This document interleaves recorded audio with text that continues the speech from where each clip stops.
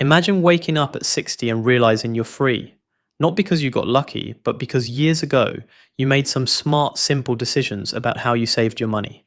That's what this video is about. Do you know how much the average American has saved for retirement? According to Empower, the overall average is $340,364. But that number tells very different stories depending on your age. People in their 20s average around $116,872, while people in their 50s top the charts at $629,000. So where do you fall? In this video, we're breaking down average 401k balances by age, how they compare to what you could have saved, and most importantly, what you can do right now to close the gap. Let's get into it. Your 20s. People in their 20s have an average 401k balance of $116,872, though the median is $43,192, which is probably a more realistic picture of where most people actually are. It's also worth noting that only about 54% of people under 25 are even participating in a 401k, the lowest of any age group. So if you're in your 20s and already contributing, you're ahead of nearly half your peers just by showing up. The single best thing you can do right now is just start.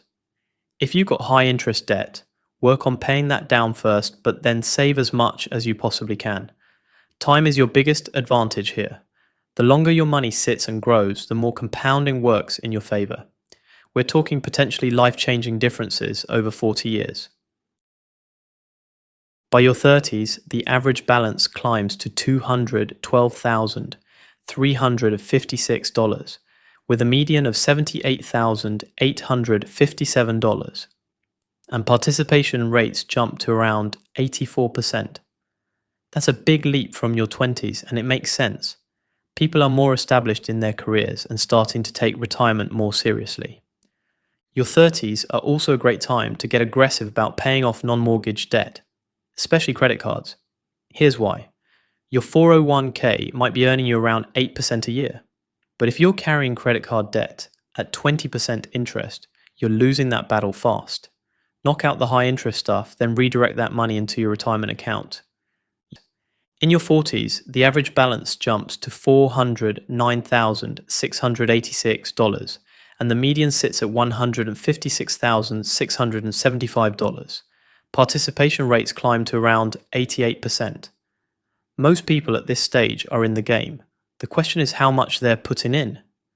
By this point, you want to be pushing toward maxing out your 401k every year. The annual limit in 2025 is $23,500. If you're not there yet, look at your budget and ask, what can I adjust to get closer? Every extra dollar you contribute now has years to grow. And you don't want to look back and wish you'd started sooner. Your 50s. Your 50s are where the highest averages show up. $629,000 on average, with a median of $246,554. Participation peaks here too, at around 90%. People in their 50s tend to be at or near their highest earning years, and the numbers reflect that. And there's another reason balances peak here. Once you hit 50, you qualify for catch-up contributions. That means you can contribute an extra $7,500 on top of the regular $23,500 limit, for a total of $31,000 per year in tax-advantaged retirement savings. And if you're between 60 and 63, there's a special super catch-up that bumps that extra amount to $11,250. Use it if you can. Your 60s. Participation actually hits its highest point in your early 60s, around 92%, but the average balance starts to dip, coming in at $576,755, with a median of $187,249. Some people are already drawing down their savings, while others are still contributing hard in their final working years. If you're in your early 60s, retirement isn't just an abstract idea anymore. It's getting real.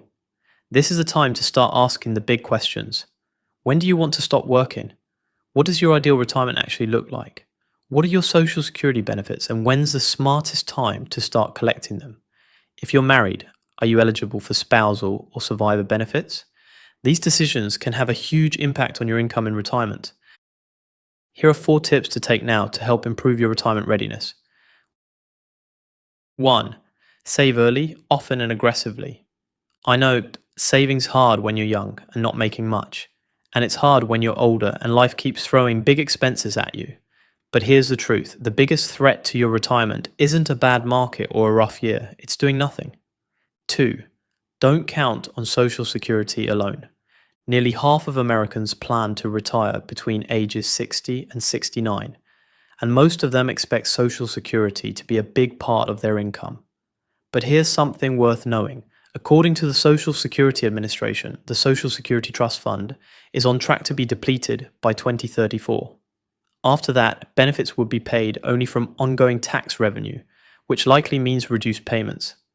About 3 in 4 Americans say they rely or expect to rely on Social Security in retirement. That's a lot of eggs in one basket. Your 401k and other savings are how you protect yourself if that basket gets smaller. 3. Get realistic about when you want to retire. This one sounds simple, but most people don't actually sit down and do it. Your savings goal looks completely different if you want to retire at 50 versus working until you're 72. Ask yourself, what does retirement actually cost for me? What's my lifestyle going to look like? How much do I need per year to live comfortably for the rest of my life? Once you have a real number, you can build a real plan. 4. Use every tool available to you. There are so many free and low-cost tools out there to help you track your spending, model your retirement projections, and understand your full financial picture. Not using them is like driving with your eyes closed. At minimum, know where your money is going and whether you're on track. In conclusion, understanding where you stand and what's possible is the whole point. If your balance isn't where you want it, that's not a reason to give up. It's a reason to start closing the gap. Max out your 401k if you can. Save in other ways too. And even if you can't hit every target perfectly, contributing more than you are today will always get you closer than doing nothing at all.